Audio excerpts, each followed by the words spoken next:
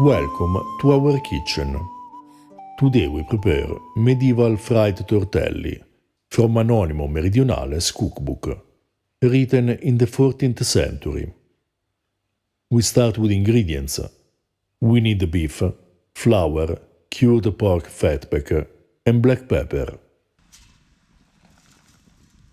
We boil the beef in salted water. Let it cool for a while, then mince it, and add a good amount of black pepper and salt, as the author recommends.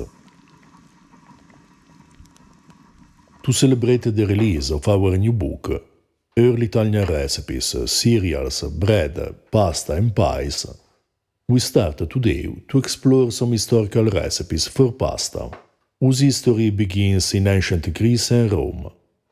This time we are going to prepare a typical medieval dish, tortelli, which is still very popular in Italy, although with some differences related to the changed cultural context. We prepare the dough with white wheat flour, 2 pinches of salt and warm water.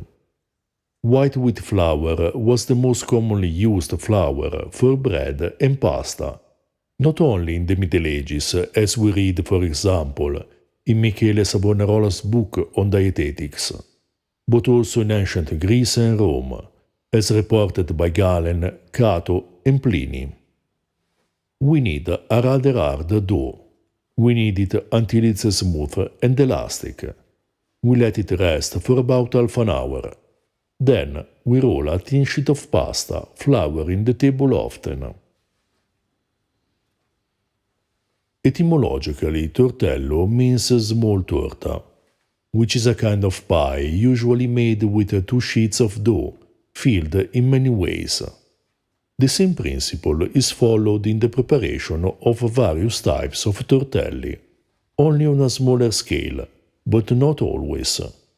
There are many recipes for tortelli in medieval and Renaissance sources, and you may be surprised to learn that they are not necessarily the dumplings we know today by that name. In some cases, they aren't dumplings at all. From Anonimo Toscano's Libro della Cucina, we learn that the word tortelli essentially refers to sheets of pasta cut into various shapes, such as letters, animals, rings, and others. Tortelli can be stuffed or not, and they can be colored in many different ways. Following Anonimo Toscano's instructions, we can leave the pasta white as well as color it with saffron to make it yellow, or with herb juice to make it green, or even use squid ink to make a black dough. All techniques still used in traditional Italian cuisine to color pasta, although now saffron is usually substituted with egg yolks. We decided to prepare a plain dough, but if you want, you can color the pasta to your liking. We cut the pasta into large circles, fill them with the beef, and fold them in half, pressing the edges to close the tortelli. As Anonimo Toscano explains, there is no fixed shape for tortelli, which can be made in many different ways. Since Anonimo Meridionale's tortelli are to be fried, we have chosen to make them rather large and crescent-shaped, but feel free to experiment with the shapes you like. To make them rectangular or square, overlap 2 sheets of dough and cut them out using a pasta wheel. You can also make them round by cutting the dough with a glass or a small plate, and overlapping 2 sheets in the same way. To seal the dough better, you can moisten the edges with water. We mince the pork fatback, melt it, and remove the solid bits. Then we fry the tortelli for about 5 minutes. If you don't have cured pork fatback, you can use pork belly or pork jowl instead. To know more about historical pasta, check out our new book, early Italian recipes, cereals, bread, pasta, and pies. Available on Amazon in English and Italian, in ebook and print editions.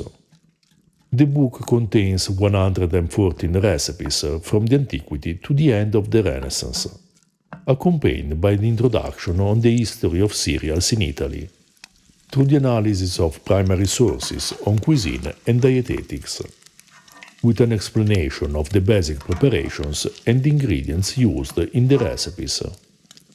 This book is the second in the series Early Italian Recipes, but all the volumes are independent and can be read in any order.